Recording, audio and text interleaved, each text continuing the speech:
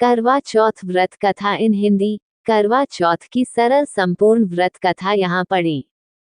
करवा चौथ व्रत कथा इन हिंदी। करवा चौथ की कथा। आइए पढ़ते हैं करवा चौथ की कहानी। बहुत समय पहले की बात है, एक साहूकार के 7 बेटे और उनकी एक बहन करवा थी। सभी 7 भाई अपनी बहन से बहुत प्यार करते थे, यहाँ तक कि वे पहले उसे खाना खिलाते और बाद में स्वयं खाते थे। एक बार उनकी बहन ससुराल से मायके आई हुई थी। शाम को भाई जब अपना व्यापार व्यवसाय बंद कर घर आए तो देखा उनकी बहन बहुत व्याकुल थी।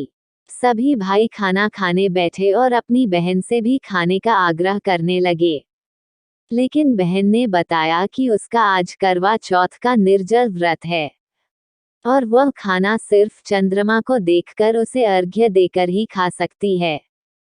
चूंकि चंद्रमा अभी तक नहीं निकला है, इसलिए वह भूख प्यास से व्याकुल हो उठी है।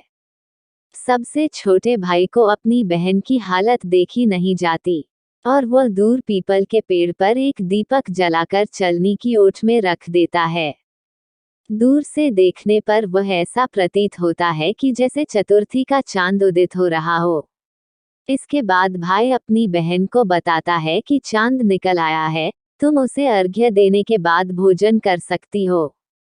बहन खुशी के मारे सीढ़ियों पर चढ़कर चांद को देखती है, उसे अर्घ्य देकर खाना खाने बैठ जाती है। वह पहला टुकड़ा मुंह में डालती है तो उसे छींक आ जाती है। दूसरा टुकड़ा डालती है तो उसमें बाल निकल आता है और जैसे ही तीसरा टुकड़ा मुंह में डालने की कोशिश करती है तो उसके पति की मृत्यु का समाचार उसे मिलता है। वह बौखला जाती है। उसकी भाभी उसे सच्चाई से अवगत कराती है कि उसके साथ ऐसा क्यों हुआ। करवा चौथ का व्रत गलत तरीके से टूटने के कारण देवता उससे नाराज हो गए हैं और उन्होंने ऐसा किया है। सच्चाई जानने के बाद करवा निश्चय करती है कि वह अपने पति का अंतिम संस्कार नहीं होने देगी और अपने सतीत्व से उन्हें पुनर्जीवन दिलाकर रहेगी। वह पूरे 1 साल तक अपने पति के शव के पास बैठी रहती है, उसकी देखभाल करती है। उसके ऊपर उगने वाली सुईनुमा घास को वह एकत्रित करती जाती है। 1 साल बाद फिर करवा चौथ का दिन आता है। उसकी सभी भाभियां करवा चौथ का व्रत रखती हैं। जब भाभियां उससे आशीर्वाद लेने आती हैं तो वह प्रत्येक भाभी से यम सुई ले लो, पिया सुई दे दो, मुझे भी अपनी जैसी सुहागिन बना दो, ऐसा आग्रह करती है। लेकिन हर बार भाभी उसे अगली भाभी से आग्रह करने का कह चली जाती है।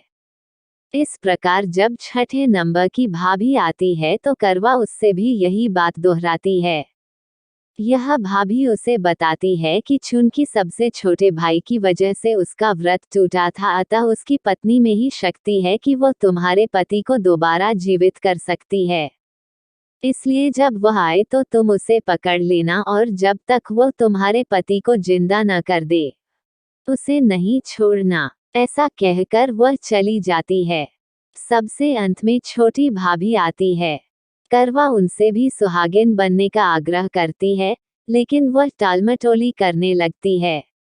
इसे देख करवा उन्हें जोर से पकड़ लेती है और अपने सुहाग को जिंदा करने के लिए कहती है। भाभी उससे छुड़ाने के लिए नोचती है, खसोटती है, लेकिन करवा नहीं छोड़ती है। अंत में उसकी तपस्या को देख भाभी पसीज जाती है और अपनी छोटी अंगुली को चीरकर उसमें से अमृत उसके पति के मुंह में डाल देती है। करवा का पति तुरंत श्री गणेश कहता हुआ उठ बैठता है। इस प्रकार प्रभु कृपा से उसकी छोटी भाभी के माध्यम से करवा को अपना सुहाग वापस मिल जाता है। हे श्री गणेश माँ गौरी, जिस प्रकार करवा को चिर सुहागन का वरदान आपसे मिला है, वैसा ही सब सुहागिनों को मिले।